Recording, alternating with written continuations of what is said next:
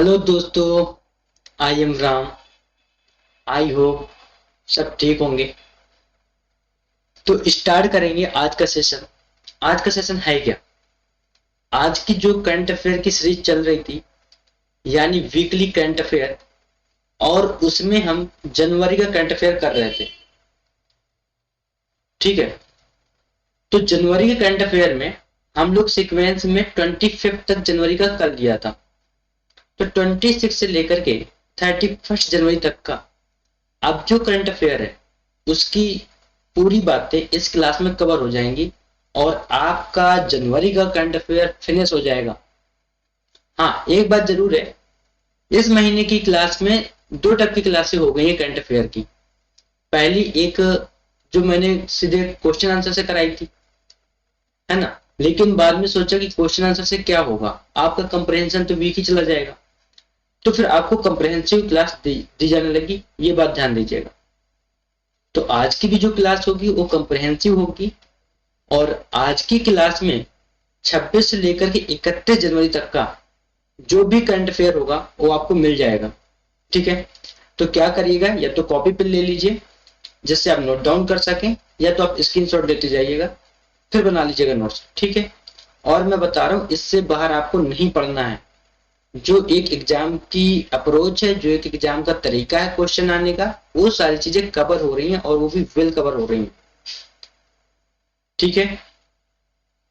Clear हो गई ये बात? और अगर आप पॉलिटी पढ़ना चाह रहे हो, इकोनॉमिक्स पढ़ना चाह रहे हो, सिविक्स वगैरह पढ़ना चाह रहे हो, तो जाकर प्लेलिस्ट में जाइए और वहां पे क्लासेस एक्सेस कर लीजिए। अभी हिस्ट्री ज्योग्राफी वगैरह की क्लासेस आना बाकी हैं, तो वो भी सारी क्लासेस आएंगी। और ये जो सब्जेक्ट स्टार्ट हुए हैं, चाहे वो पॉलिटी हो चाहे वो इकोनॉमिक्स हो, ये सारे सब्जेक्ट फिनिश होंगे और वेल फिनिश होंगे। ठीक है। तो टेंशन नहीं लेना है। अगर मान लीजिए किसी वजह से टेक्निकल इशू या किसी वजह से क्लास लेट हो जाती है, मान लीजिए जैसे 2 दिन से क्लास नहीं आई, तो मुझे कमेंट में मिला कि भैया आपकी करंट अफेयर की क्लास नहीं आ रही है, ऐसा क्यों हो रहा है। तो ऐसा नहीं है कि क्लासेस छोड़ दी जाएंगी, क्लासेस पूरी होंगी और पूरा सिलेबस होगा। ठीक है। तो शुरू करने से पहले एक काम कर दो यार, सब लोग एक एक शेयर मार दो, जिससे क्या होता है ना, आप लोग शेयर मारते हो, बच्चे आगे आते हैं निकल के और बढ़ते हैं, तो हमें एक मोटिवेशन मिलता है कि चलो हमारी वजह से किसी को बेनिफिट हो रहा है। ठीक है। तो आप पढ़ने वाले हो तो भी शेयर मार दो, नहीं हो पढ़ने वाले तो भी मार दो यार, और सब्सक्राइब कर देना। ठीक। जिससे अदर लोगों को फायदा हो। अब देखना, आज के करंट अफेयर में जैसे राष्ट्रीय बाल पुरस्कार 2022 है, इसकी चर्चा करेंगे। भ्रष्टाचार अवधारणा सूचकांक है 2022 का, और भी ढेर सारी बातें हैं। ठीक। तो सारे टॉपिक आपको नोट डाउन कर लेने हैं और फिर आगे बढ़ना है, एक एक टॉपिक को नोट डाउन करते चलें। ठीक। आगे बढ़ें। अब देखिए, पहला टॉपिक, राजकोट का अंडर ब्रिज। किसका अंडर ब्रिज? राजकोट का। तो पहली बात, आपको वहां पे पोजीशन याद रखनी है। पोजीशन इन द सेंस कि आखिर कौन सी चीज कहां प्रेजेंट है, क्योंकि जब कभी फिजिकल जियोग्राफी से रिलेटेड क्वेश्चन बनाता है तो लोकेशन बहुत मैटर करती है, कि आपको लोकेशन पता होना चाहिए कि कहां पर ये प्लेस स्थित है और कहां की बात की गई है। तो राजकोट कहाँ है? गुजरात में है। सबसे पहली बात ये, राजकोट कहाँ है? गुजरात में। ठीक है। तो राजकोट का under bridge CDS Vipin Rawat sir के नाम पर किया गया है। तो जो सीडीएस थे हमारे पहले, कंट्री के पहले चीफ ऑफ डिफेंस स्टाफ, ये याद रखिएगा, क्योंकि यहां से भी क्वेश्चन बन सकता है आपके आगामी एग्जाम्स में कि कंट्री के पहले सीडीएस कौन थे। ठीक है। तो आपको ये भी याद रखना है कि हमारे कंट्री के जो पहले सीडीएस थे, चीफ ऑफ डिफेंस स्टाफ थे, वो कौन थे? मिस्टर विपिन रावत। ठीक। तो गुजरात सरकार ने सोमवार को देश के पहले chief of defence staff general Bipin Rawat ji के नाम पर राजकोट में एक अंडर ब्रिज का नाम रखा है। तो जो राजकोट में बना हुआ एक अंडर ब्रिज है, वो किसके नाम पर कर दिया गया है? विपिन रावत सर के नाम पर कर दिया गया है। क्लियर है? तो the Gujarat government on Monday named in underbridge in Rajkot after the country's first chief of defense staff, General Vipin Rawat. I hope बात क्लियर होगी। तो आपको यहाँ से 3 क्वेश्चंस रेडी हो जाएंगे। पहला, राजकोट कहाँ है? तो गुजरात में है। दूसरा, हमारे कंट्री के पहले सीडीएस कौन थे? जनरल बिपिन रावत साहब, क्लियर है। और किसका नाम दिया गया है, कैसे नाम दिया गया? तो अंडर ब्रिज को। तो आपको यहाँ पे 3 पॉइंट याद रखनी है इस टॉपिक से, जो आपके एग्जाम पॉइंट ऑफ व्यू से बहुत रिलेवेंट है। आगे देखिए, अब बात आती है राष्ट्रीय पर्यटन दिवस की, यानी नेशनल टूरिज्म डे। क्या? नेशनल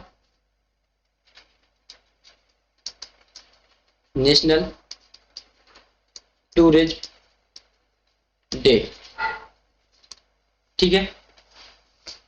तो देखिए, आपको पहले टूरिज्म के महत्वता के बारे में पता होना चाहिए, इंपॉर्टेंस के बारे में पता होना चाहिए कि किसी भी कंट्री, किसी भी नेशन के लिए टूरिज्म क्यों जरूरी है, आखिर टूरिज्म के फायदे क्या हैं, और क्या टूरिज्म की कुछ नेगेटिविटी भी है क्या?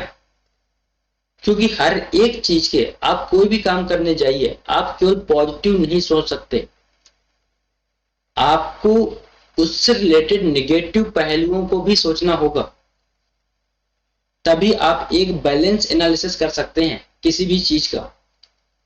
तो पर्यटन दिवस में सबसे पहले क्या जरूरी है, आपको उसकी इंपॉर्टेंस जानना। क्यों इंपॉर्टेंस क्यों जरूरी है? इसलिए जरूरी है क्योंकि किसी भी कंट्री के पर्यटन से बहुत कुछ चीजें जुड़ी होती हैं। जैसे कल्चर, क्या जुड़ा होता है? कल्चर। दूसरा, किसी भी कंट्री की ग्रोथ, इकोनॉमिकल ग्रोथ। बात समझ में आ रही है? तो कई सारे पर्सपेक्टिव को देखते हुए ही चीजों को एनालाइज करिए। तो सबसे पहली बात जो मैंने बोली कि पर्यटन की इंपॉर्टेंस, तो पहला इंपॉर्टेंस क्या है? अर्थव्यवस्था में है। अर्थव्यवस्था में क्यों? सैलानी आएंगे, वहां से आएंगे, वहां से टिकट लिया, अंदर आएंगे, कंट्री के सामान खरीदेंगे, टैक्सेस पे करेंगे, तो कंट्री के लिए इकोनॉमिकल ग्रोथ में हेल्प करता है, पहली बात। दूसरी बात, transformation of culture, right, transformation of culture. ये क्यों जरूरी है? जरूरी क्या है कि ये पर्यटन से बढ़ता है। जैसे मान लीजिए, अपने इंडिया की ही बात कर लेते हैं। कभी कभी ऐसा होता है कि कई सारे लोग ऐसे होते हैं जो फुल लाइफ में अपना इंडिया ही नहीं देख पाते, हमने भी नहीं देखा, ऐसे ही है। अभी कोई बहुत बड़ी प्लेसेस थोड़ी गए हैं, क्लियर है बात? तो जैसे इंडिया की बात करते हैं, जैसे मान लीजिए कोई पर्सन साउथ से उठ करके आया, साउथ से निकल के आया, और उसे मान लीजिए पंजाब वगैरह घूमना है, पंजाब, राजस्थान, हरियाणा, है ना, गुजरात वाला एरिया, जम्मू, लद्दाख, ये सारी चीजें घूमना है उसे।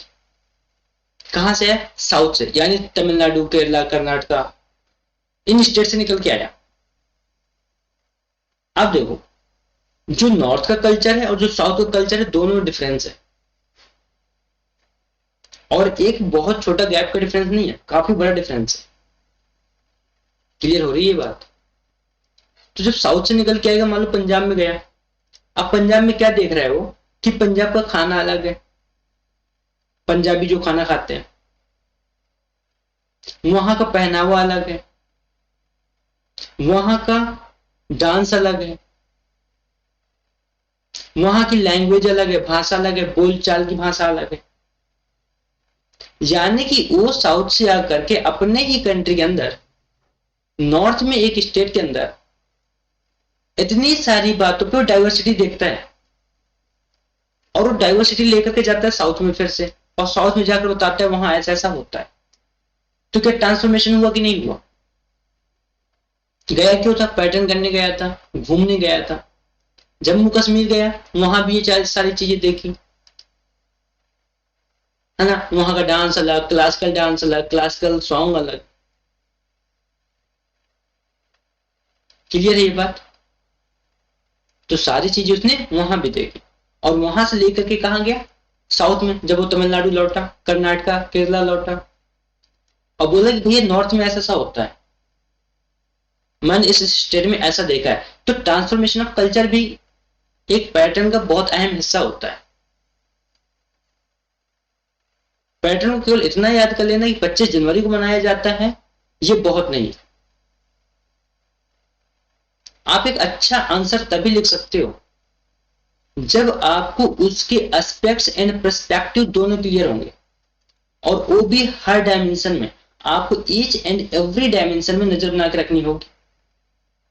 अदरवाइज न्यूज़पेपर में तो हेडलाइन आ जाती है कि बस ऐसा हुआ, और उस हेडलाइन को न्यूज में जो एग्जाम के अकॉर्डिंग वो हम लोग कन्वर्ट करते हैं।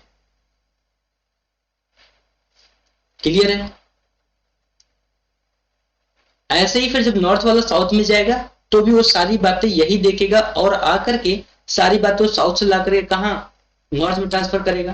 तो transformation of culture is a important perspective and aspects of national tourism.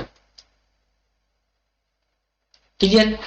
तो अंतरराष्ट्रीय टूरिज्म भी बहुत जरूरी है कि बाहर से सैलानी आएंगे, अब वो हमारे कंट्री के कल्चर को, हमारे कंट्री के डांस को, हमारे कंट्री के पहनावे को, हमारे कंट्री की लैंग्वेज को यहां से सीख कर जाएगा और अपनी कंट्री में बताएगा कि वहां ऐसा ऐसा है। क्लियर है क्या ये बात? क्लियर है? क्लियर है? आगे बढ़ें। तो आपको इन बातों को क्या करना है, इन बातों को आपको याद रखनी है, इन बातों को आपको नोट डाउन करना है। क्लियर है ना? बिना नोट डाउन किए आप बिना नोट्स बनाए कोई काम नहीं चलने वाला। अगर आप एग्जाम देने जा रहे हो, मैं ये नहीं कह रहा कि आप किस चीज का देने जा रहे हो, लेकिन अगर कहीं भी मेंस टाइप का एग्जाम है, किसी भी एग्जाम में, चाहे वो सिविल हो या कोई अदर एग्जामिनेशन, आपको एस्पेक्ट्स एंड पर्सपेक्टिव दोनों क्लियर होने चाहिए। और जो बाकी ऐसे नॉर्मल एग्जाम देने जा रहे हैं तो भैया 25 जनवरी याद कर लीजिए, काम हो जाएगा। ठीक है? तो हर साल 25 जनवरी को पर्यटन दिवस मनाया जाता है, यानी टूरिज्म डे मनाते हैं। और भारत सरकार द्वारा पर्यटन दिवस मनाने की शुरुआत लोगों को पर्यटन के महत्व और भारतीय अर्थव्यवस्था में इसकी भूमिका के बारे में जागरूक करने के लिए की गई है। क्लियर है? तो यानी जो हमारी कंट्री की इंपॉर्टेंस है, जो हमारे कंट्री के टूरिज्म की इंपॉर्टेंस है, वो सारी बातें, और कंट्री की इकोनॉमी की अवेयरनेस के बारे में करने के लिए ये सारे काम किए गए। ठीक है?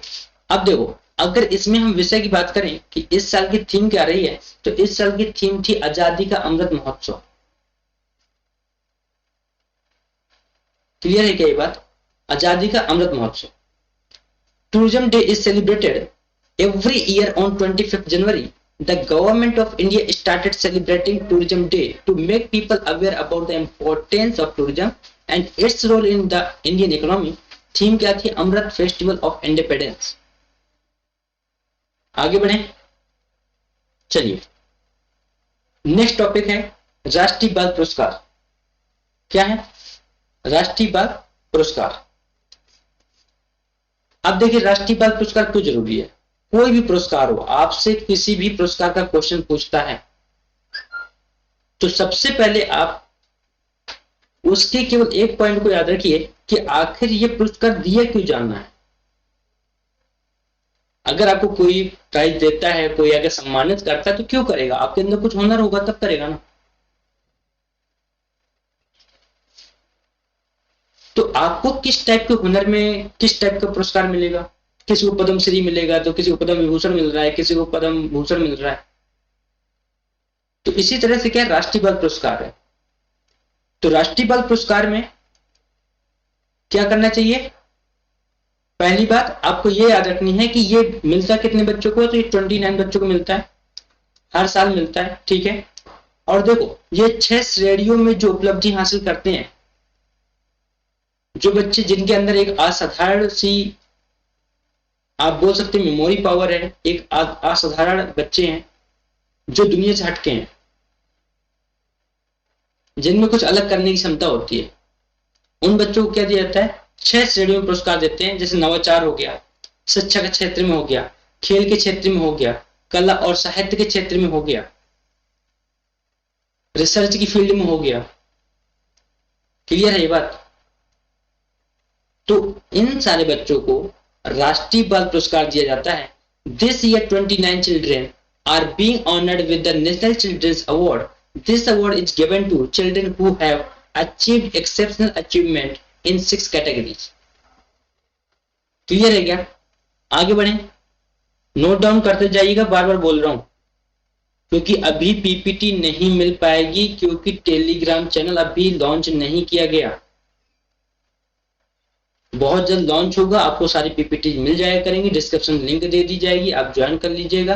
बट अभी कुछ टाइम के लिए आपको नोट डाउन करना ही पड़ेगा, ये मेरे सामने भी मजबूरी है क्योंकि पूरी टीम कहीं ना कहीं किसी न किसी काम से बिजी है। क्लियर है? आगे बढ़े, चलिए। इस पुरस्कार की शुरुआत 1996 में असाधारण उपलब्धि हासिल करने वाले बच्चों को सम्मानित करने के मकसद से की गई। तो आपको क्या याद रखना है, इसकी शुरुआत कब हुई थी? तो 1996 में। क्लियर है? कब? 1996 में। और यह पुरस्कार महिला एवं बाल विकास मंत्रालय की ओर से दिया जाता है। तो आपको मिनिस्ट्री याद रखना है कि कौन सी मिनिस्ट्री है जो इस अवार्ड को देती है, प्रोवाइड कराती है। तो महिला एवं बाल विकास मंत्रालय। क्लियर है? और इसके तहत पुरस्कार के विजेताओं को एक मेडल मिलता है, एक प्रमाण पत्र के अलावा 1 लाख रुपए नगद इनाम भी दिया जाता है।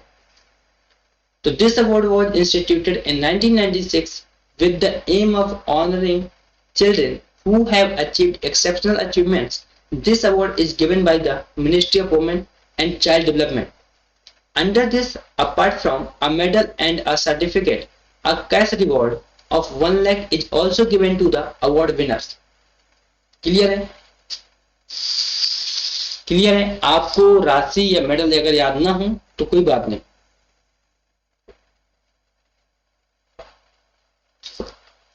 लेकिन आपको ईयर कब शुरू हुआ और मंत्रालय, बाल विकास मंत्रालय, महिला एवं बाल विकास मंत्रालय, ये आपको मिनिस्ट्री बहुत याद होनी चाहिए। इस टॉपिक के अकॉर्डिंग अगर यहाँ से क्वेश्चन आता है तो आपको 2 ही 3 क्वेश्चन मिलेंगे इससे रिलेटेड कि शुरुआत कब की गई, क्यों की गई।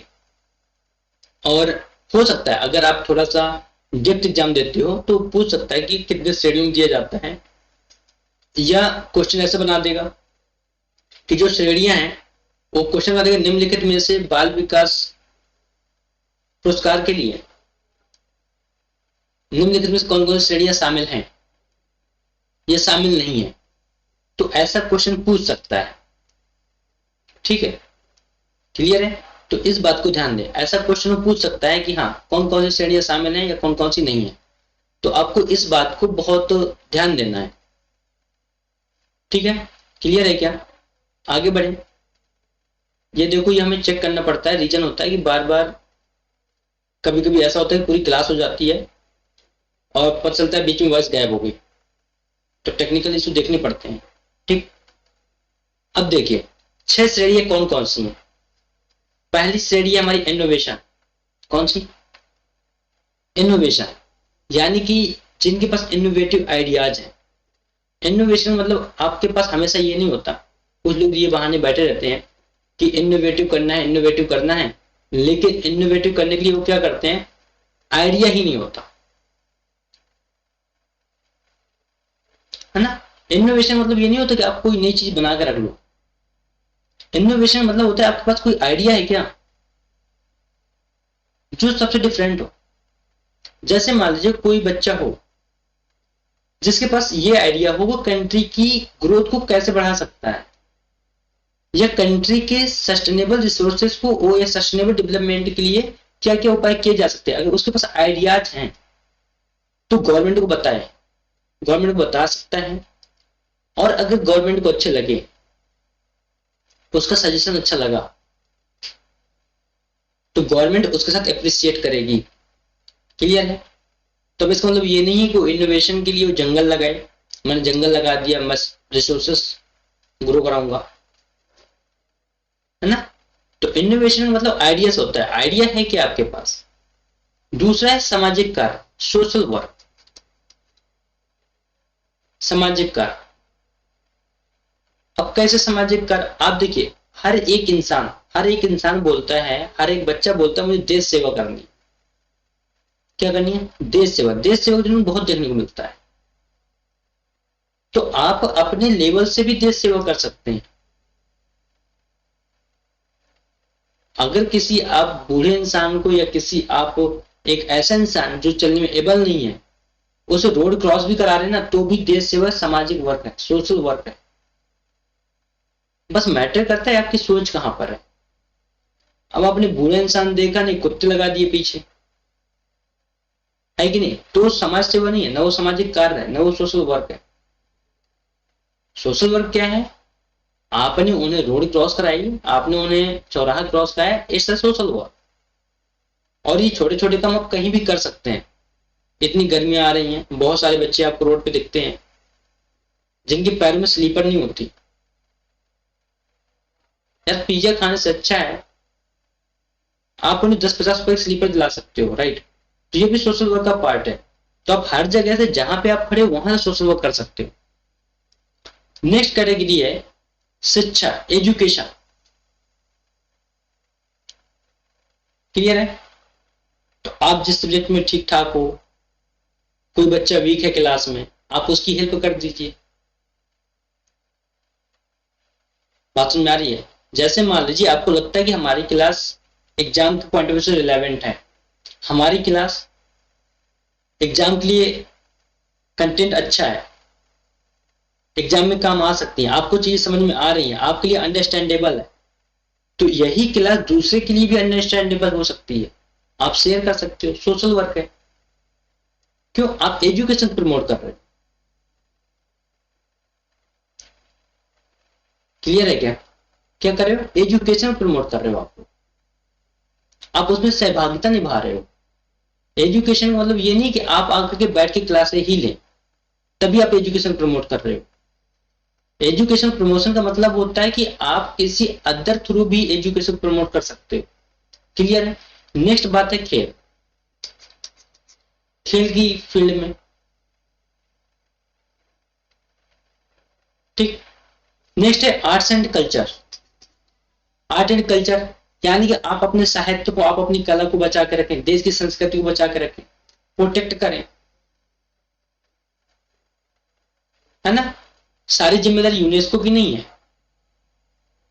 कि जब यूनेस्को आएगा और यूनेस्को बोलेगा तभी जाकर के उस साइट को प्रोटेक्शन मिले, उस आर्ट्स को, उस कल्चर को, उस आर्कियोलॉजिकल साइट्स को, एंशिएंट साइट्स को क्या मिले? प्रोटेक्शन मिले।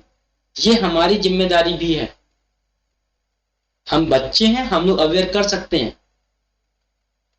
पुरानी जनरेशन पुरानी सोच की थी, आज न्यू जनरेशन न्यू सोच के साथ आगे बढ़ रही है।